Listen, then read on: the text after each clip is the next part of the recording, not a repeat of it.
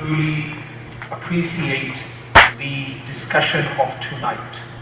We made mention that in the previous verses, Allah Almighty made mention of 7 phenomena that will take place after the blowing of the trumpet. إِذَا الشَّمْسُ كُوِّرَتْ وَإِذَا النُّجُومُ انْكَدَرَتْ وَإِذَا الْجِبَالُ سُيِّرَتْ. If you go back home and you pass through the translation of the first 6 verses of Surah At-Takwir, you will realize that once the trumpet, the bugle is blown, the skies, the heaven, the stars, the moon, the sun will all be destroyed. Now in the coming verses from verse number 7 onwards, the scholars have understood that Allah Almighty is speaking about the impact of the trumpet when it is blown for the second time. So in the first 6 verses, the impact of the trumpet when it is blown for the first time. And from verse number 7 onwards, Allah is going to highlight certain events that will unfold when the trumpet is blown the second time. And we have made mention in the past that the trumpet will be blown by Israfil the first time as well as the second time. And the time difference between the first and the second blow, according to most of the authorities, is 40 years. Now Allah Almighty in verse number 7 says, وَإِذَا النُّفُوسُ زُوِّجَتْ, and when the souls shall be joined with their bodies. When the trumpet is blown the second time, the soul will join the body. Now I'm going to put a question to you. Does the soul have a ta'alluq with the body now? Does the soul have a relationship, a ta'alluq with the body in the grave? Right now, so many people have passed away. They are in their graves. Does the soul have a connection? Yes.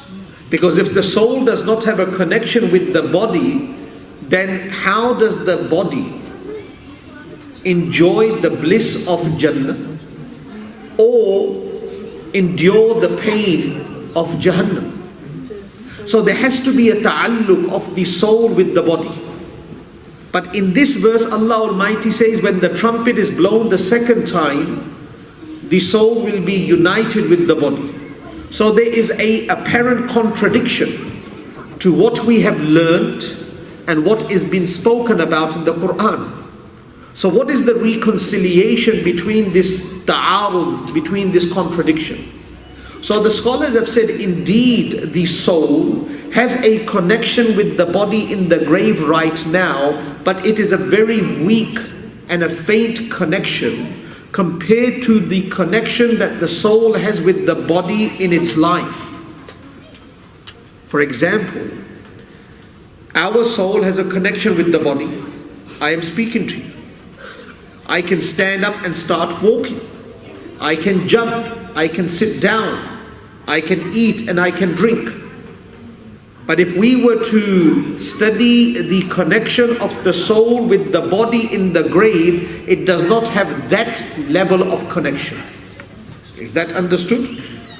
So when Allah Almighty says that the soul will unite with the body, Allah is referring to that very strong connection that is enjoyed by us in the lifetime. So when the trumpet is blown the second time, the soul will make it into the body as it is in the body right now. That will allow the human being to stand up from the grave. He will speak. He will experience hunger and thirst. He will experience certain feelings, sentiments, so on and so forth, just like we experience right now. Now, the last word of this ayah is وَإِذَا النُّفُوسُ زُوِّجَتْ. Now in Arabic, what do we call a bridegroom and a bride? Zawj and zawja. It's from the same word, zuwijat. And in English they say that you have met your soul partner. When you get married, they say you have met your soul partner. Husband and wife have been united. So basically, the profound, deep, correct meaning of this verse is, and I would like you to understand this so there is no confusion later on, that when humanity stands, they will be grouped and then they will be regrouped. Listen to what I'm saying. When humanity stands, they will be grouped and then they will be regrouped. So humanity stands, souls unite with the body, but there will be another arrangement of uniting certain people. The soul has united with the human body, that is fine. They stand up, but now وَامْتَازُوا الْيَوْمَ أَيُّهَا الْمُجْرِمُونَ, the first address, that the criminals, the perpetrators of crime will be put to the side and the people of faith will be put to the side. So believers and non-believers cannot stand together. That is number one. Souls unite with the body, humanity stands up. That is the first form of unity. But then humanity will be separated into two groups, believers and non-believers. But then there will be a regrouping again. There will be another group that will be made from the believers and another group that will be made from the non-believers. Imam Bahki, Imam Abu Bakr Ahmad bin Hussein al-Bahki, in Fi Shu'ab al-Iman, he makes mention on the authority of Nu'man bin Bashir radiyallahu ta'ala an, that Hazrat Umar radiyallahu ta'ala an used to say that on the day of judgment, people will be put to the side in terms of their faith, and then people of certain characteristics will be put into groups as well. The very famous incident that Nabi Kareem Muhammad made mention of, and this was informing the congregants and the talamis and the sahaba of future events, when he was sending Hazrat Muaz ibn Jabal to Yemen. Now, everyone knows of Muaz ibn Jabal, a very eminent sahabi. Many ahadith have been reported by him. Nabi Kareem Muhammad said that Muaz ibn Jabal will carry the flag of ulama. He's going to be the leader of ulama on the day of judgment. Meaning, ulama are believers, but amongst the believers not everyone is a alim. So the ulama will be regrouped and they will stand behind Muaz ibn Jabal radiyallahu ta'ala an. There will be many people that have attained perfection in many components and departments of Islam, but if you were to analyze their life, you will find that they have attained excellence in charity. Hatim Tai, of course not a Muslim, but he was known for his charity. His son Adi bin Hatim and his sister both accepted Islam. So they were known for their charity. So there are many people in this dunya that practice Islam as a package, but if you were to pinpoint one hukam, one characteristic by which you can know, you will say that it is his generosity. So there will be generous people that will be regrouped. Generous people. There are some people that read the Quran perfectly. They got a melodious voice. You don't have to look too far. Maulana Akram Sahib's got a beautiful voice. So Qurra will be regrouped. On the flip side, non-believers will be regrouped. There will be people that are thieves. There are people that are robbers, adulterers, so on and so forth. Does it make sense? And that is the meaning of that statement of Nabi Kareem Muhammad sallallahu alayhi wasallam. And I would like you to appreciate the statement in the light of what I have just made mention, that Hazrat Abu Bakr Siddiq will be called by each door of Jannah, meaning that he has attained excellence in every hukum of Allah Almighty. That if you were to pinpoint one quality in which Hazrat Abu Bakr Siddiq has excelled, and you don't find him at the same level of another quality, you can't find it. He has attained the highest podium in every amal. And that's why every door of Jannah will invite him. But if we were to study our life, some people they are ashiqs of the Quran, but if you look at their salah, it's okay. You look at their salah, they are ashiqs of salah, but they don't have that connection with the Quran. So people will be regrouped. Does it make sense? This is the meaning of this verse. وَإِذَا النُّفُوسُ زُوِّجَتْ, and when the souls shall be joined with their bodies. Next verse. وَإِذَا الْمَوْءُودَةُ سُئِلَتْ, and when the female infant buried alive shall be questioned. Now, in relation to this ayah, there is a lot of different topics that we should discuss tonight, and inshallah, if Allah wills, we will discuss. One of the topics that we will discuss is the hidden infanticide, birth control, so on and so forth. And inshallah, we will discuss that by the grace, by the will of Allah Almighty. But let's go to the traditional ruling and commentary of this ayah. Pre-Islamic practices. Pre-Islamic practices. If we were to study the practices of Arabia, we will come to know that morally they were destitute. Spiritually, indeed, they were destitute, but morally they were destitute. They used to do many, many things that if we were to place them on any mizan, on any scale, they will fail. They will fail on every scale. But one of the barbaric, brutal crimes that these people used to commit is infanticide. That they used to bury baby girls alive.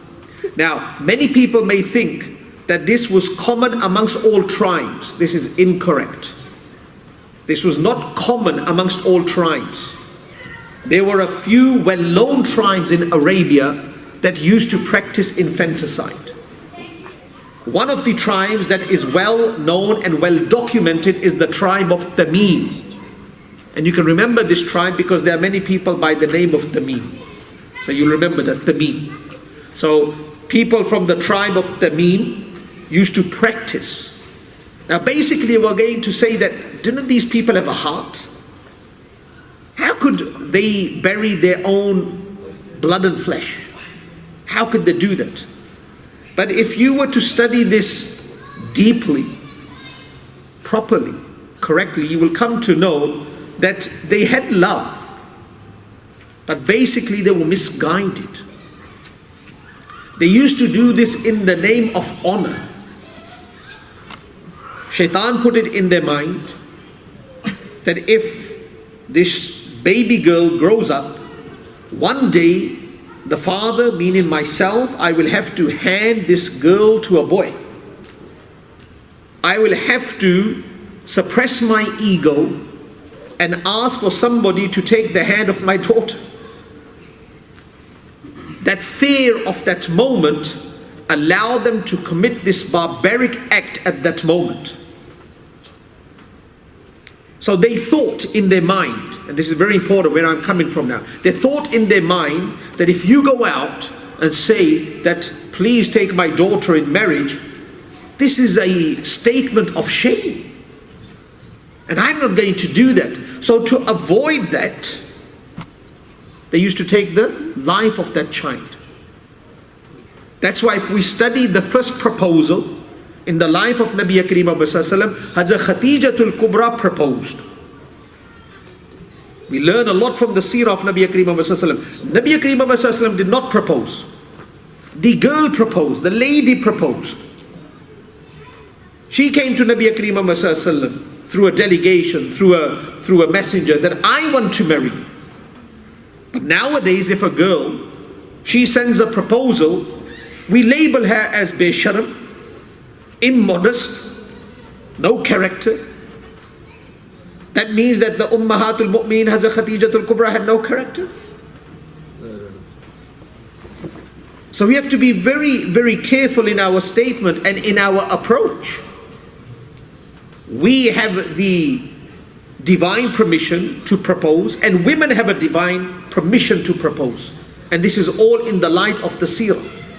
Our culture should be connected to the culture that Nabi Kareem Muhammad Sallallahu Alaihi Wasallam brought about.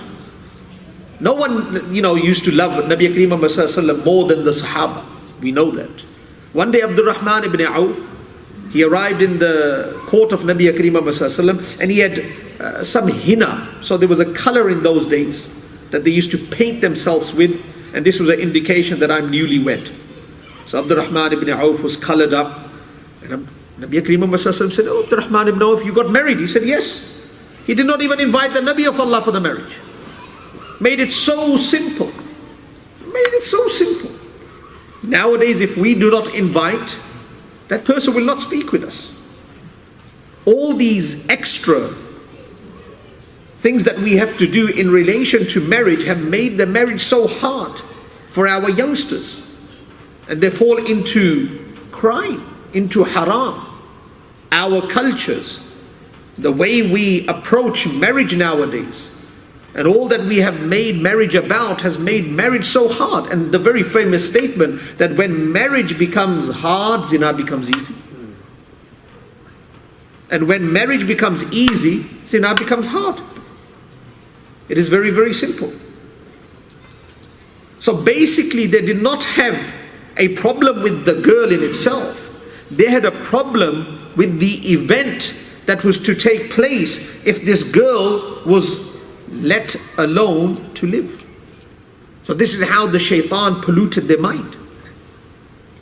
So Nabi Kareem Muhammad Sallallahu Alaihi Wasallam, through his life and through the life of the Ummahatul Mu'mineen, came to know that it is an honor to take the hand of a female.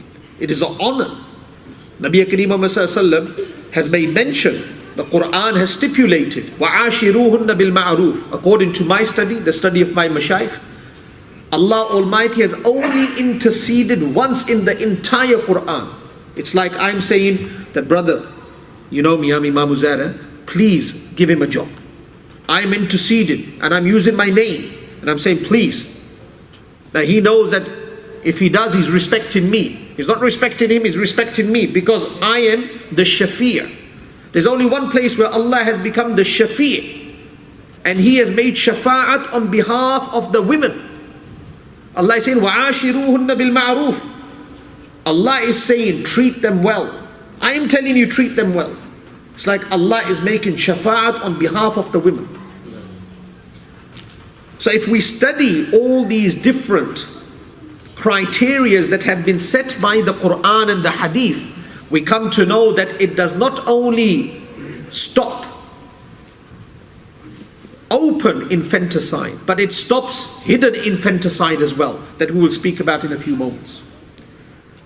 Now, there was one person, it's an amazing story. Imam Ahmad bin Hanbal in his Musnad Ahmad makes mention that Sa' bin Najiyah, who later on became a Muslim, Sa' bin Najiyah, he came to Nabi Kareem Muhammad Sallallahu Alaihi Wasallam. He said, Ya Rasulullah, in the days of Jahiliyyah, I used to walk around and find out if any lady is giving birth to a child, because I knew that they're going to bury the girl alive. So I used to go to that parent and I used to say to that parent, give the girl to me. There's no claim that this girl will make against you or I will make against you. I want to take care of the girl. I used to save the life of the girl. And he said, I saved 300 girls. And for each girl, I used to give 2 pregnant camels. 2 pregnant camels. And this was a very expensive, rare commodity in those days. So you think about it, 300, and for each girl he gave so many camels. And this is pre-Islamic. Islam had not arrived at that time. The goodness of him, the inner goodness, allowed him to make this trade with the parents. So now after accepting Islam, he comes to Nabi Kareem Muhammad Sallallahu Alaihi Wasallam. Says, Ya Rasulullah, I saved 300 girls in the days of Jahiliyyah. Will I be rewarded for that? Listen to what the Nabi of Allah says. He said, will I be rewarded for that? And Nabi Kareem said, Allah rewarded you. He said, what reward? He said, Allah gave you Islam. Allah gave you Islam for free in 300 girls. Humne kya kiya? Allah gave us Islam without any effort. We are so fortunate.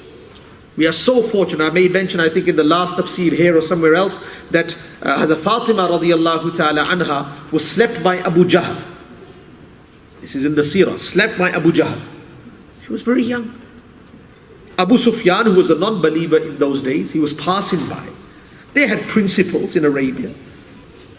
He defended Hazrat Fatima and slapped Abu Jahl across the face. He said, you have no shame, you're slapping a baby girl. You're slapping a girl, you have no shame. From this we can understand, not all tribes used to commit infanticide. But Abu Sufyan said, Sharam nahi aati tumhe. You have no sharam, no shame. So the Fatima radiallahu ta'ala anha, she went back and she related the entire incident, that this is what Abu Jahl did and this is what Abu Sufyan did. Later on, at the conquest of Makkah, when Abu Sufyan radiallahu ta'ala an accepted Islam, Nabi Kareem made mention that I made dua for you at that time. That Ya Allah, he has done such a favor upon me, upon my bayt, that Ya Allah grant him hidayah. Today is the manifestation of that dua. The acceptance of that dua is today, that Allah gave you hidayah. So people have to do so much for Allah to grant them hidayah. We were born with Islam, and that's why I think, I may be wrong, that we take it very lightly. You know, if you go to the people of Makkah and you ask them about the dignity and honor of the Kaaba, they don't have much. My father, who is in Brisbane, you can ask him, he went the first time to Makkah. Not all people are like that though.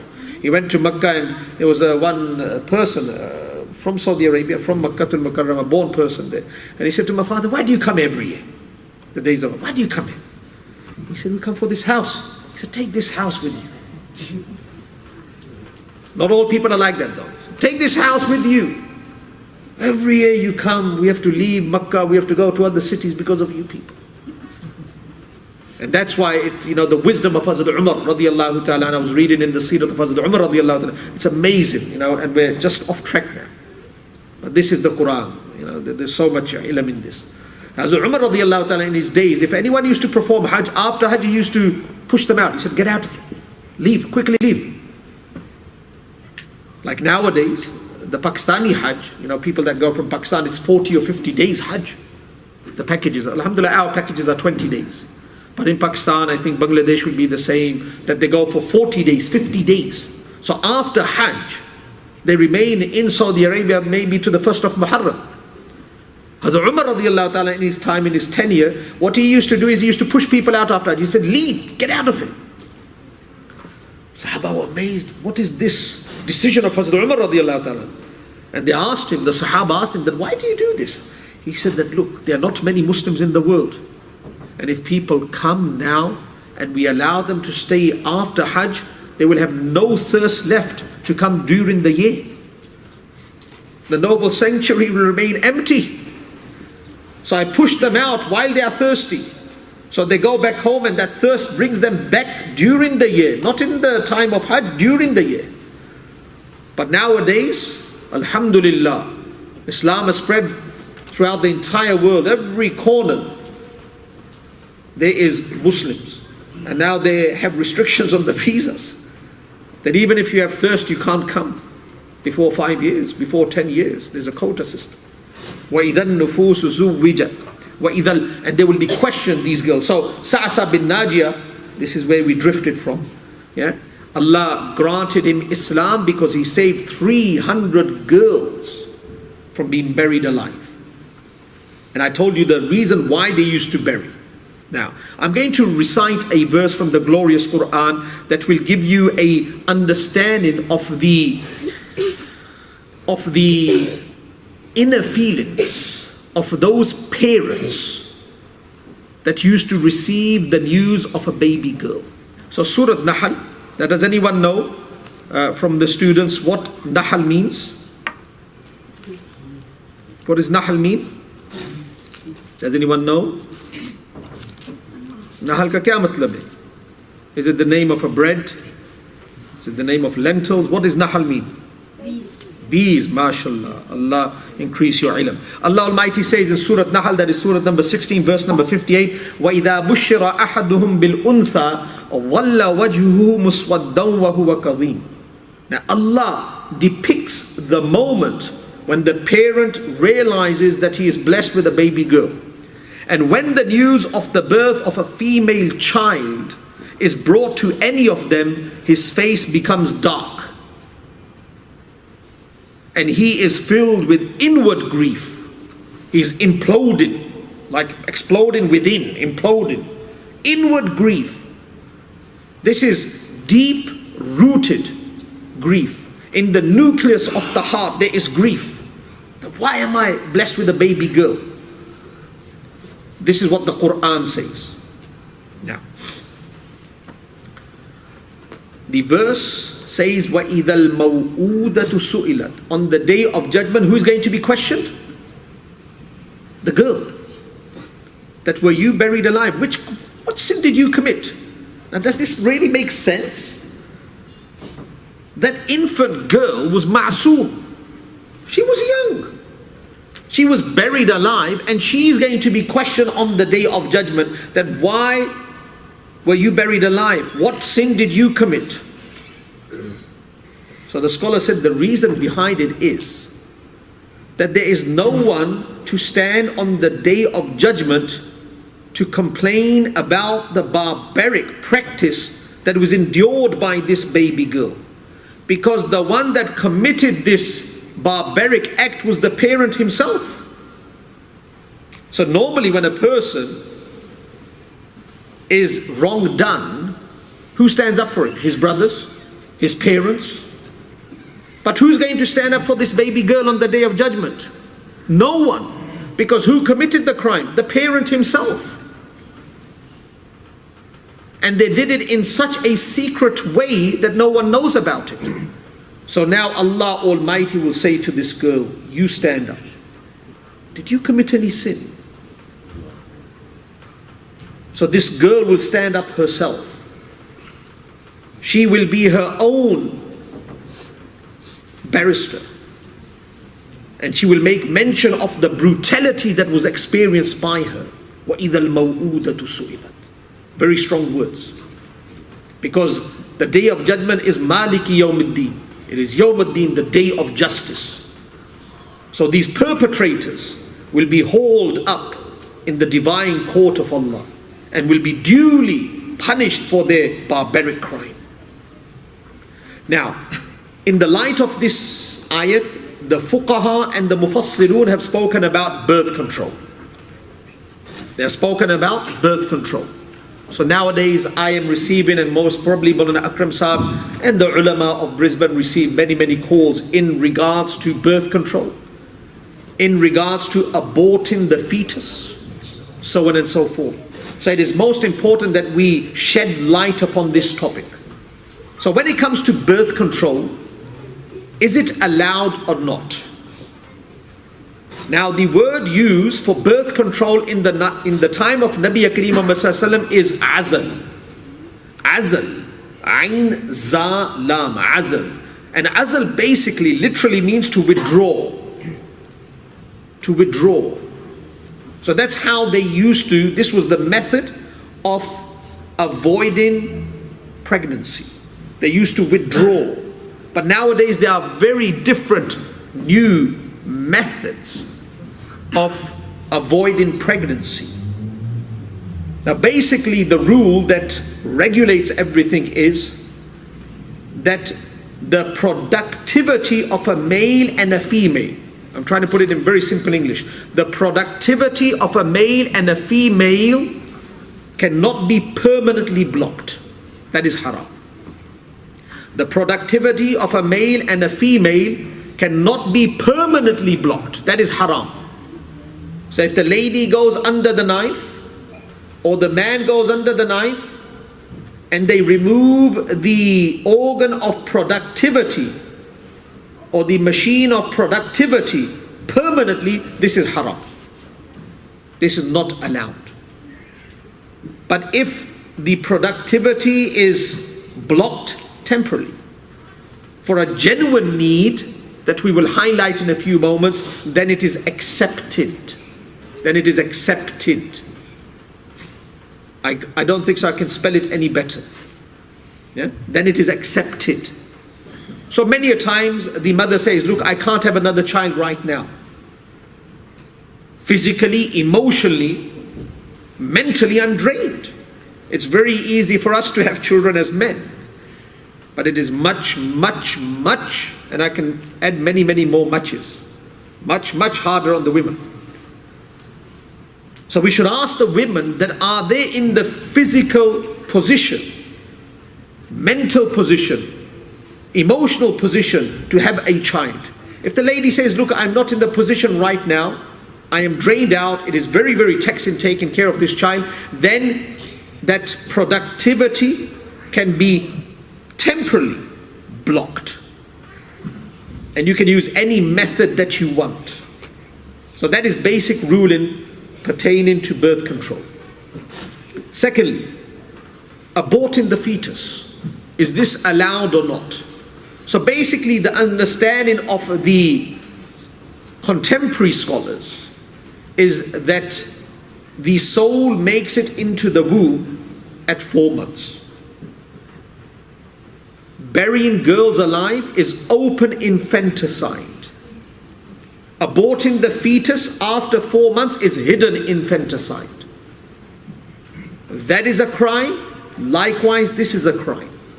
So after 4 months, it doesn't matter if a council of doctors come together and give this ruling that the child will be deformed, the mother will die, so on and so forth. The traditional ruling, the contemporary ruling is you cannot abort the fetus.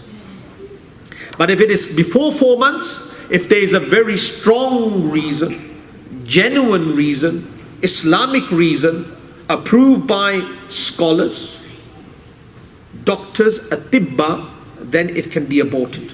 Now, of course, there are many, many fine details to this, but this is the principle behind birth control and aborting the fetus. وَإِذَا الْمَوْءُودَةُ سُئِلَتْ بِأَيِّ ذَنْبٍ قُتِلَتْ For what sin she was killed.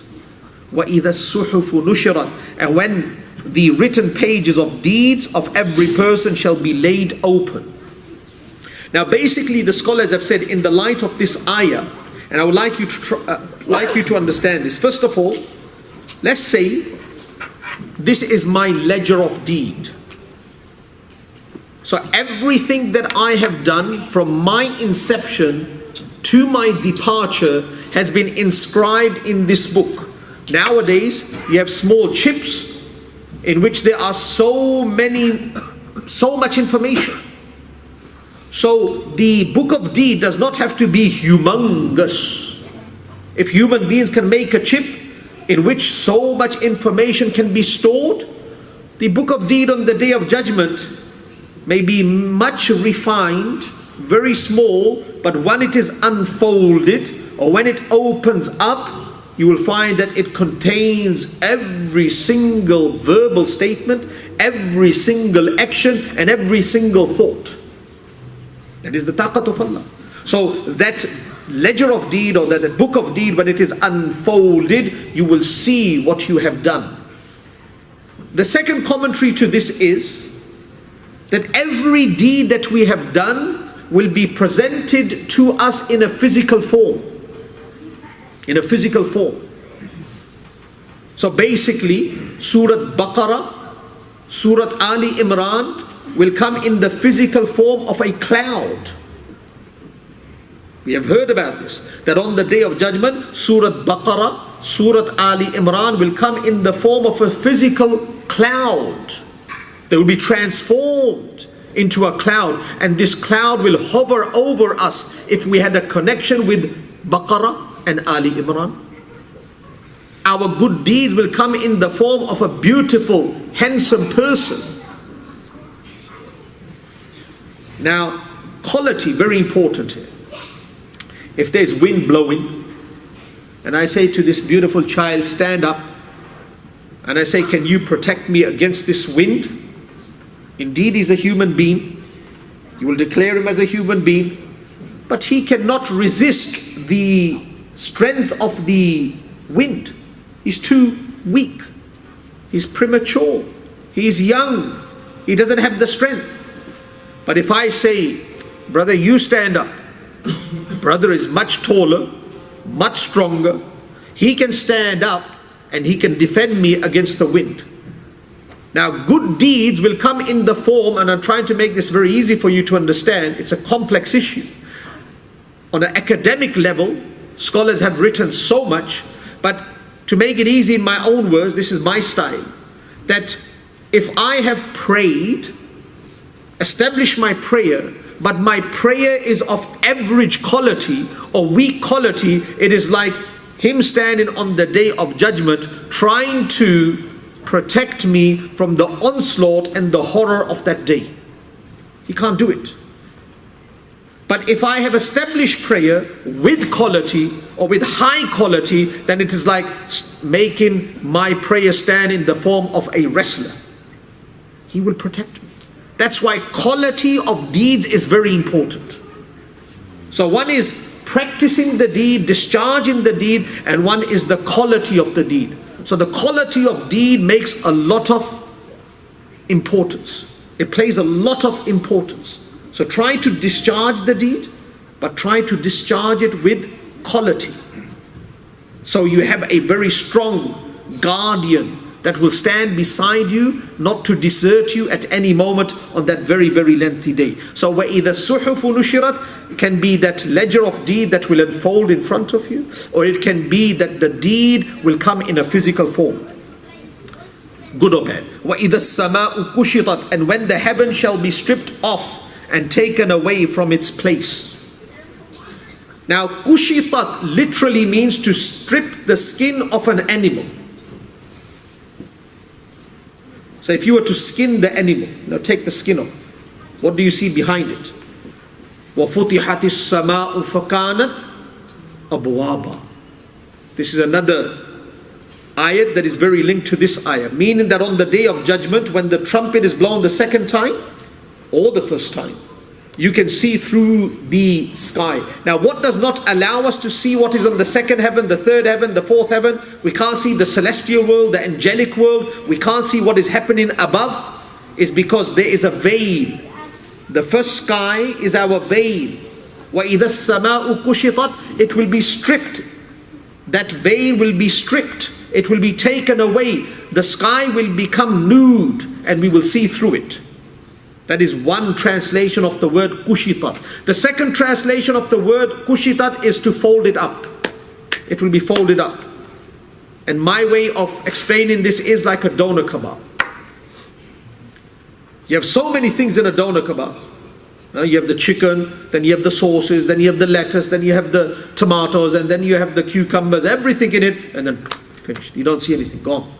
Fold it up, gone. يَوْمَ نَطْوِ السَّمَاءِ, it will all be folded up and all gone. We're going to conclude on that for tonight. We have run out of time. Inshallah, keep in mind that with the permission of Maulana Akram Saab, and I made mashra with him that we will start the program before Isha. So by Isha you finish. So for the next couple of weeks, we will start from 7 o'clock. And we will try to finish before Salatul Isha. Inshallah, as our normal practice, we'll make dua at the end, so Allah can accept our endeavors. Alhamdulillah Rabbil Alameen, wal aqibatu lil muttaqeen, was salatu was salamu ala rasulihil kareem. ربنا آتنا في الدنيا حسنة وفي الآخرة حسنة وقنا عذاب النار ربنا ظلمنا أنفسنا وإن لم تغفر لنا وترحمنا لنكونن من الخاسرين يا الله يا أرحم الراحمين يا أكرم الأكرمين forgive all our shortcomings يا الله يا أرحم الراحمين the most merciful, grant each one of us the best of both lives. Ya Allah, grant each one of us hayatan tayyibah. Ya Allah, make our future better than our past. Ya Allah, you are aware of all our needs. Ya Allah, fulfill all our permissible needs. Ya Allah, Ya Allah, you are the enricher. Ya Allah, enrich us in deen. Ya Allah, enrich us in dunya. Ya Allah, enrich us at the time of death. Ya Allah, enrich us on the day of judgment. Ya Allah, Ya Arhamar Rahimeen, before death, at the time of death, and after death. Ya Allah, have mercy upon us. Ya Allah, do not desert us any moment of our journey. Ya Allah, you are our Hadi. Ya Allah, guide us every step of our journey. Ya Allah, on the day of judgment, allow us to succeed in Haququllah. Ya Allah, allow us to succeed in Haququl Ibad. Ya Allah, make our a'mal the most weightiest when placed on the mizan. Ya Allah, allow us to cross the bridge at the speed of lightning. Ya Allah, allow us to be in that Mubarak majlis where you will reveal yourself.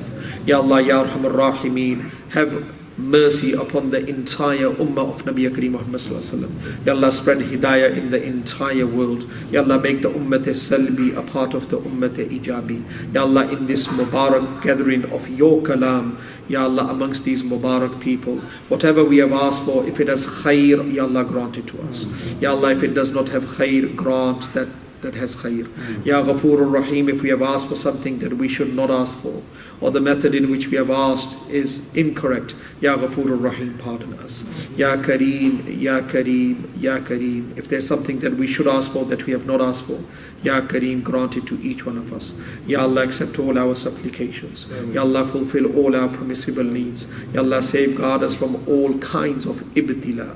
Ya Halimu, Ya Alimu, Ya Aliyu, Ya Azim, استجب دعاءنا واشف مرضانا ومرضى المسلمين وارحم موتانا يا غافر يا غفار يا غفور الرحيم اغفر لنا ولوالدينا ولجميع مشائخنا ولجميع أحبابنا ولجميع المسلمين والمسلمات والمؤمنين والمؤمنات الأحياء منهم والأموات وصلى الله تعالى على خير خلقه محمد وعلى آله وأصحابه أجمعين.